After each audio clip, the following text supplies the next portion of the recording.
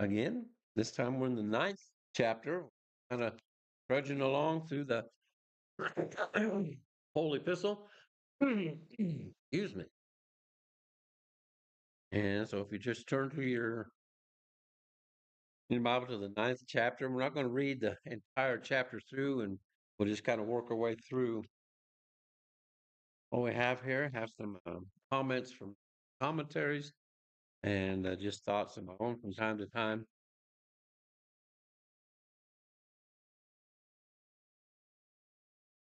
Start out with a little comment from J. Vernon McGee, his commentary. He says in chapter 8, Paul dealt with the matter of Christian liberty in regarding to eat meat which had been offered to idols. And remember, that's what we went over last time. We spent some time in the 8th chapter and then portion 10th chapter speaking about that. The principle he laid down was that in doubtful matters, the motive for Christian conduct was regard for fellow believers. Pay attention to how it's affecting somebody who has a little different opinion or is weaker in particular. We don't do anything which causes a weak brother to stumble. This shows us that there's a limitation in our Christian liberty. He says this can be stated in a graphic way. You have a perfect right to swing your fist anytime you want, but that right stops where my nose begins. Okay, so we got to be very careful about how it's going to affect somebody else. Paul lays down this principle several times in the epistle to the Corinthians. All things are lawful unto me, but all things are not expedient. All things are lawful for me, but I will not be brought under the power of any. That's from 6:12. Also, but meat commendeth us not to God, for neither if we eat are we the better, neither if we eat not are we the worse. The 8th chapter says, all things are lawful for me, but all things are not expedient. All things are lawful, but not all things edify. That's from the 10th chapter. He goes on to say that no man should seek his own, but every man should seek the good of his neighbor. That's one of the encouragements that we have as believers. Look out for others. Be especially concerned with somebody who's a weaker brother. His Christian liberty has its limitations for this reason. Now, Paul is going to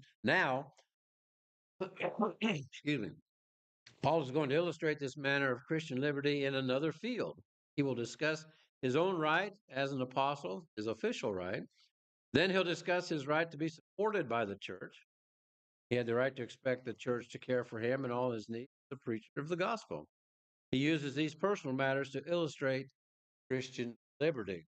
MacArthur also says in chapter 8, Paul set out the limits of Christian liberty. In this chapter, that is 9, he sets forth how he followed them in his own life. In the first 18 verses, he discusses his right to be financially supported by those who he ministers to. And the rest of the chapter explains how he would give up all rights in order that he might win someone to Christ. The Believer's Bible Commentary says, at first glance, chapter 9 might seem to indicate a new subject. However, the question of meats offered to idols continues for 2 more chapters, and Paul is merely turning aside here to give his own example of self-denial for the good of others. He was willing to forego his right to financial support as an apostle in accordance with the principles set forth in 8:13, and that says, wherefore, if meat make my brother to offend, I will eat no flesh while the world standeth, lest I make my brother to offend. Thus, this chapter is closely linked with chapter 8. So again, as a casual reading, you might feel like you got a whole situation going here in chapter 9, but he's really taking this opportunity in chapter 9 to share with these believers that he does not take the right that he has to expect them to financially support him in all that he does. He doesn't take that. He works himself so that he's not a burden to them, and so he shares how practical some of this teaching that he's talking about can really be, and how he applies it in his life. So let's read the first few verses here, verses 1 through 6 of 9, and then we'll comment on what's going on here. He says, am I not an apostle? Am I not free? Have I not seen Jesus Christ our Lord? Are not ye my work in the Lord? If I be not an apostle unto others, yet doubtless I am to you, for the seal of my apostleship are you in the Lord. Mine answer to them that do examine me is this: Have we not power to eat and to drink? Have we not power to lead about a sister, a wife, as well as other apostles, and the brethren of the Lord and Cephas? Or I only and Barnabas, have we not power to forbear working? Evidently, Paul has to defend his position as an apostle, not just here, but other places. Um, he spends a good amount of time in the Galatians epistle and a part of the first chapter and all of the second chapter, standing up for himself as to being an apostle. And I think one of the big things that they probably had trouble with there, the apostle was one that was supposed to have been had seen Jesus personally. And well, Paul hadn't seen him personally when he was here on the earth, but he met him on the road to Damascus. Jesus revealed himself to him there. So he had seen him, and he was an apostle. He was called by him to go out and do this kind of work. And Paul says, "You, if you don't believe anything else, who are you, Corinthians? But the fruits of my labors. You know, a lot of you came to know the Lord as I came through here some time ago, and so you are fruits of my earnest work that I am serving the Lord." So he was just establishing the fact that yes, he does have qualifications as an apostle and as a minister of what God has called him to do. So he says, you know, we've got the same rights and expectations of anybody else who has apostle out there. We could marry, we could take along a believing wife. We could expect to be taken care of as a family, you know, as a couple, as we're traveling, and be within our rights to expect that you would take care of us, you know, lodge us, feed us, and support us in that way. God intended for His people to be taken care of, and we'll see further how He did that as we get into the chapter here as well.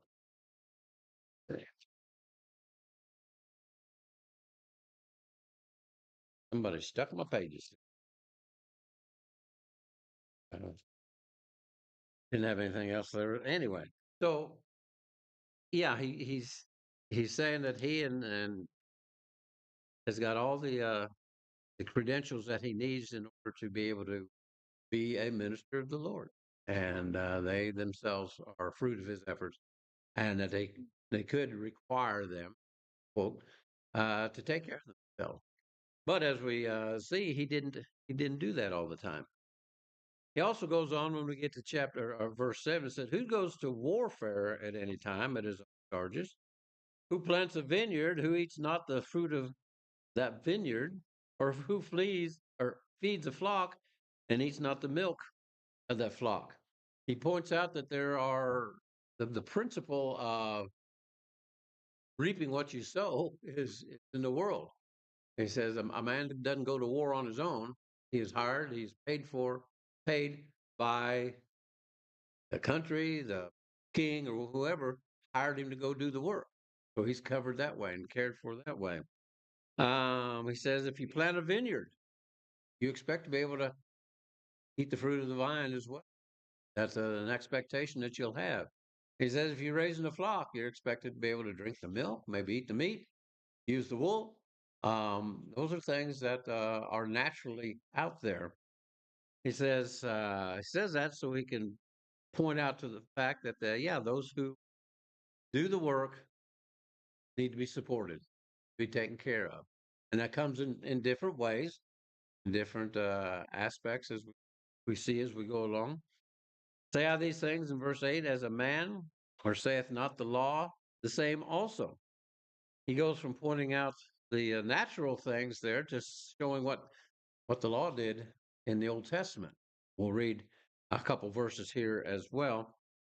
He says, "For it is written in the law of Moses, thou shalt not muzzle the mouth of the ox that treads out the grain."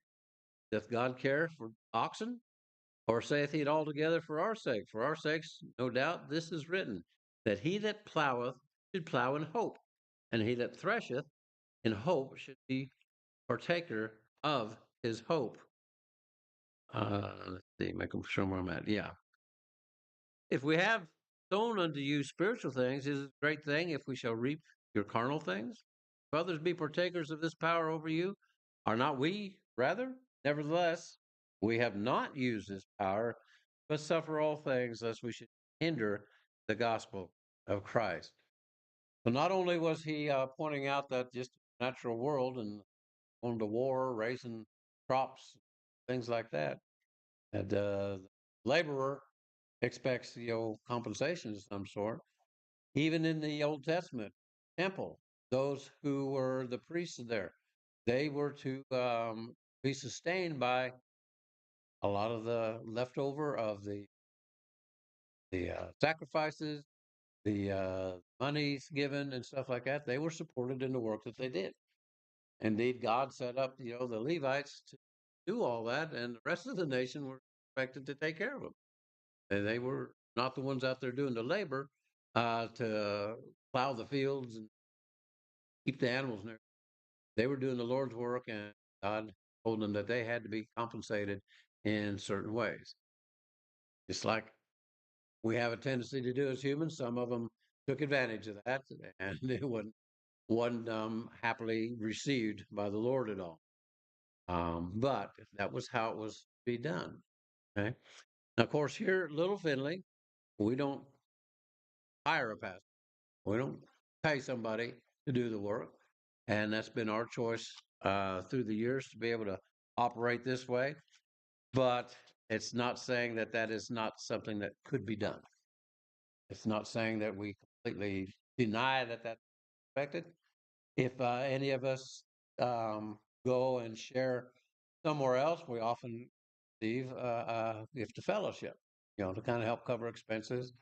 And some people more involved in a full-time ministry like that receive quite a bit more. And missionaries, secure funding to do the work that they do in spreading the gospel, and are supported and encouraged by churches, individuals, and all. And so they are, quote, paid for their labors.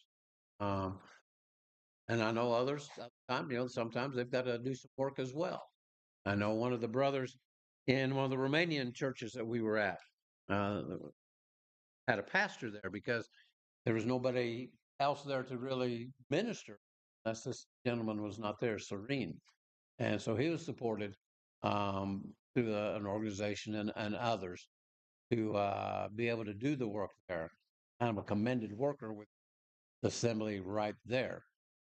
So the concept is not something that we eschew and say it's never should be done.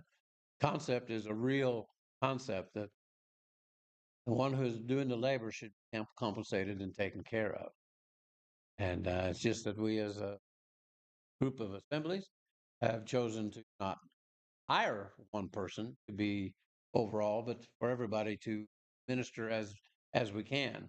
That all men would be able to take advantage of this opportunity, be exercised, and share what God has laid on their heart. And it's a sweet, sweet time of fellowship, especially in our breaking of bread time. Sweet, sweet time to hear you guys share what God has laid on your hearts, and whether it's a prayer, a song, or sharing from the Word. Verse 12, McGee says here that Paul had the right to eat meat, but he was not going to eat meat. And he says, now that's an exercise of free will. It is free will to be able to do something and then choose not to do it. In a sense, that is a higher liberty, perhaps the highest liberty that there is. If you cannot do something and you don't do it, there's no exercise of free will in that. But if you are able to do something and then choose not to do it, that is a revelation of your free will. So it's of his free will that he said, I don't take or demand from you that you take care of me. That's why he often worked as his trade was, tent maker. He would hang out with folks that were tent makers, and he would work. hard to secure income so that he could cover his expenses. Other times, he was not in a position to do that. Recall when he was in prison, basically in prison, basically at his home, at a home with a soldier with him all the time. He wasn't free to go out and just do the work. No, others supported him. Others cared for him. They met his needs and stuff like that. And he requested some help from some folks bringing papers, floats, and stuff like that. Well, Paul had that expectation and understanding what it could have, but he often just said, "I'm not going to do that because I don't want to be a burden to anybody, as I do what I am faithfully and happily asked of God to do." That's part of um, his emphasis was that he would do this because he's beseeched by the Lord and has a happy heart to do it.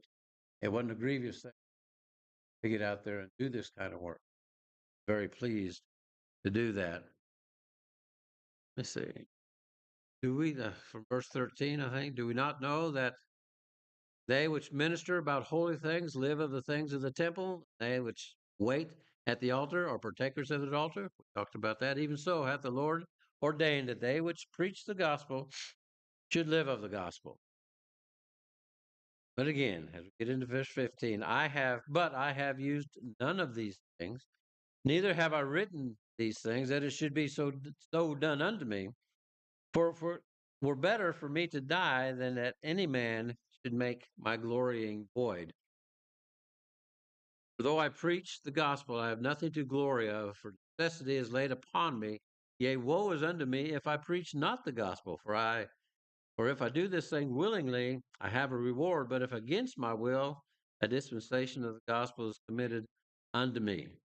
What is my reward then? Verily, that when I preach the gospel, I may make the gospel of Christ without charge, that I abuse not my power in the gospel. He says, I do this thing willingly, and I've got this reward.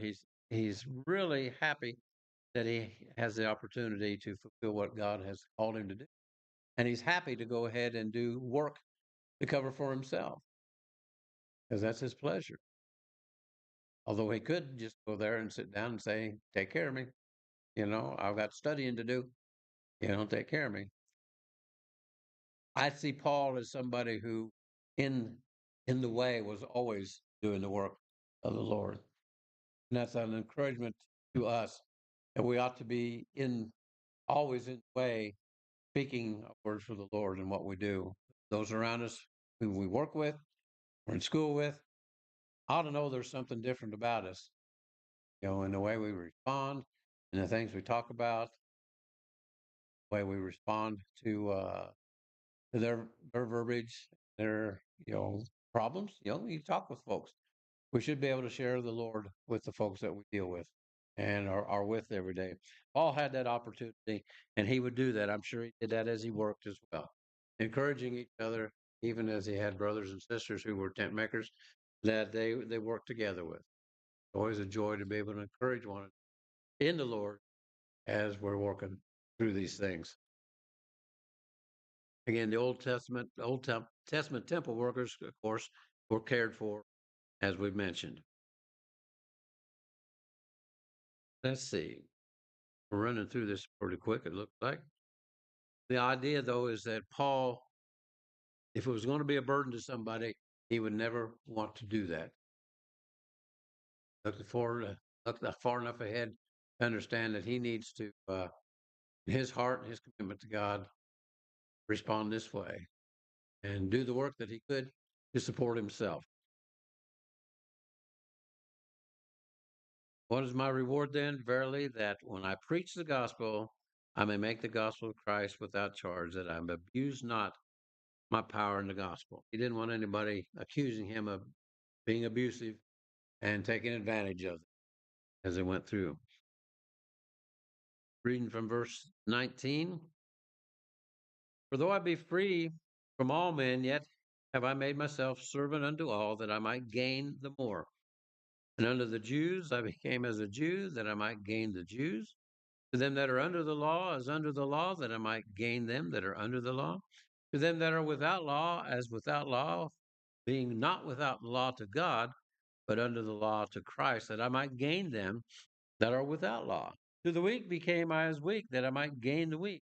I made all things to all men, that I might by all means save some. And this I do for the gospel's sake, that I might be partaker thereof with you. Verse 19, commentary says, in one sense, he was free from all men. No one could exercise jurisdiction or compulsion over him, yet he brought himself under bondage to all people in order that he might win the more. If he could make a concession without sacrificing divine truth, he would do it in order to win souls to Christ. So as he's going through here and telling them, I've become all things to all men, I've been weak, I've been strong. He's not saying that he just completely goes over and does everything they do. He was committed to God and to holy life and doing what God intended and expected. So he did not join in that which would be contrary to his serving God. If he was around the Jews, if he was eating pork yesterday over there at somebody else's place, he's not going to eat pork with the. He's going to pay attention to their traditions, standards there, as long as it is not compromising to his commitment to God. And that's why we all can operate and work in this world. If we understand that we don't have to do everything they do, but there are some things we can if we need to associate with somebody to share the gospel.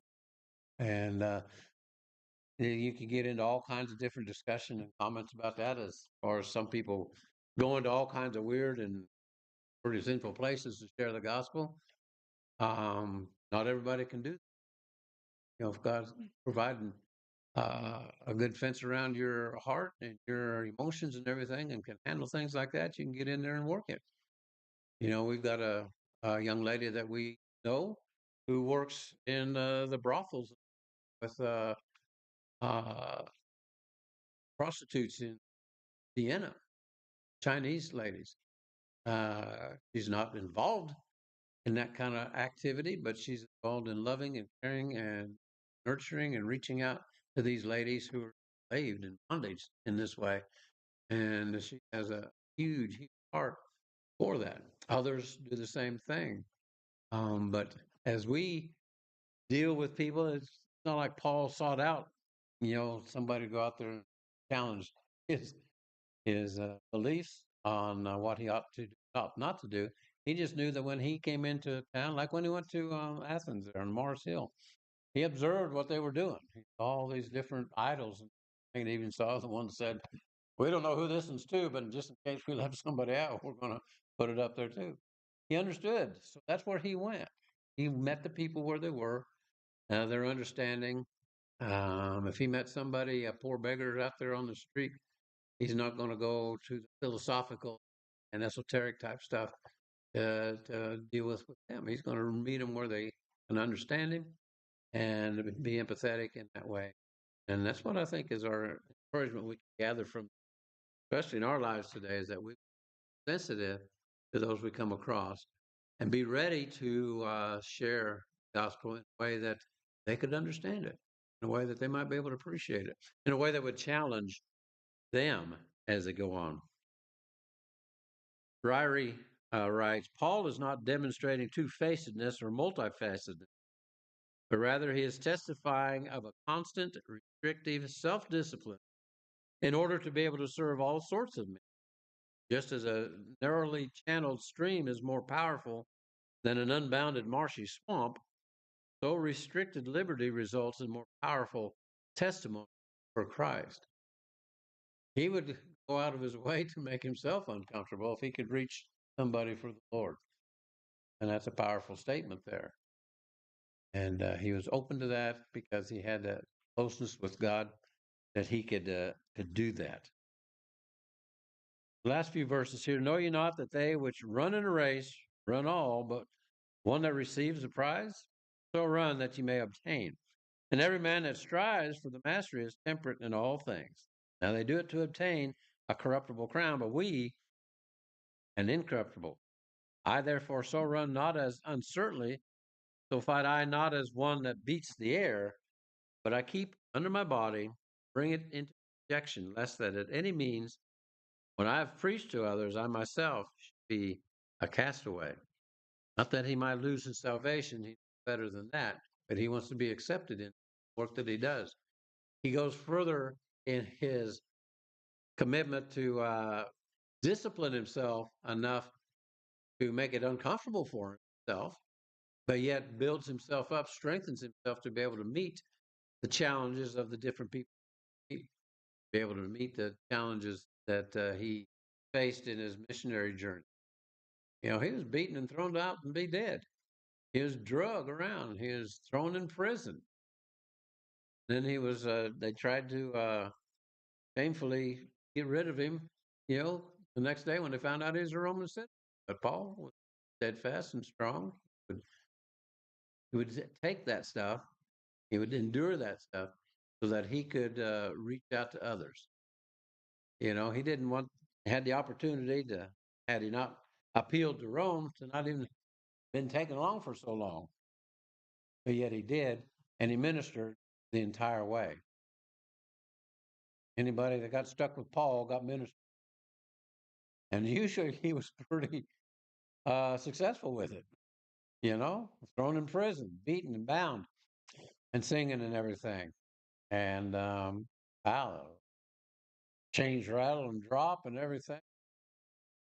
Philippian jailer's ready to kill himself because he knows he's not going to survive if he let all these prisoners out. Paul says, "Whoa, whoa, whoa, whoa, whoa! No.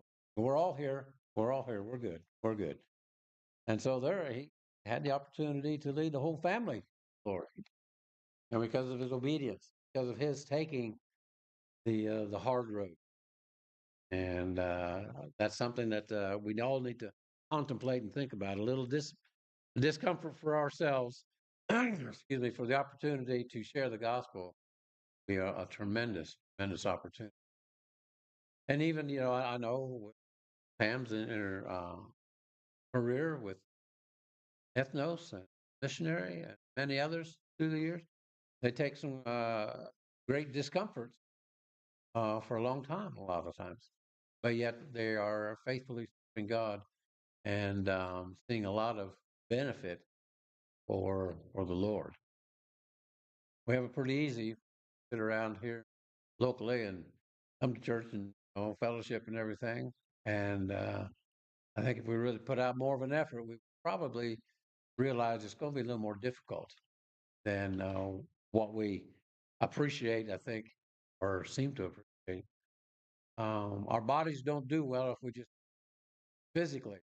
We don't do well if we just sit around. We've got to exercise. We've got to work. We've got to keep going. I'm not near the man I was 40 years ago as far as physical labor because I don't do it as often. I don't do it as much. I used to be able to split wood just 2 or 3 hours at a time. Just go for it. Now, if I'm swinging an axe, I'm petered out at about 10 minutes. You know, I'm done. I just don't have that stamina, that strength. I could have a lot more if I were doing that. Not that I think I better do it. I don't burn wood right now. And I burned it. I sold it and everything in high school. I was just a wood splitting fool. You know, that was my release from a lot of stuff is hand splitting wood. I thoroughly enjoyed that.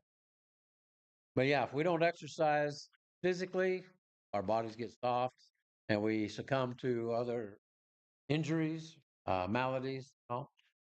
If we don't strengthen ourselves spiritually, if we don't stay in the Word, if we don't actively exercise our relationship with God, we're not going to be very effective when the time comes when God presents somebody in our. You know, maybe we should have read this passage this past week because that would have been exactly what God would use. He brought somebody by. And I know I've neglected to take advantage and grasp a hold of some situations that I should have shared the gospel or at least Christ when I didn't because I wasn't prepared. And that's an embarrassment before the Lord to do that. So my encouragement is we spend time each day looking at the Word, preparing and getting ready to practice what we're called to do.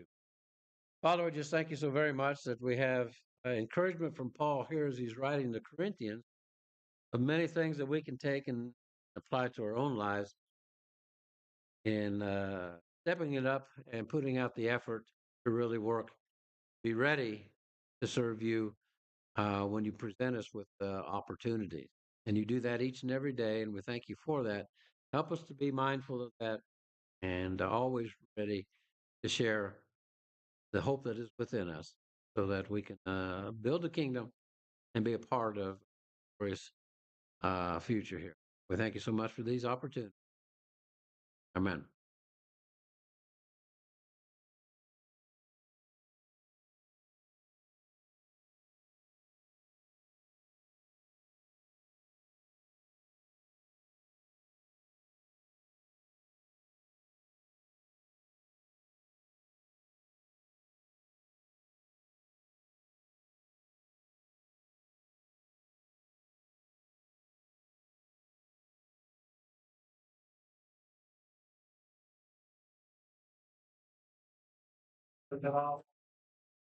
Oh, thank you.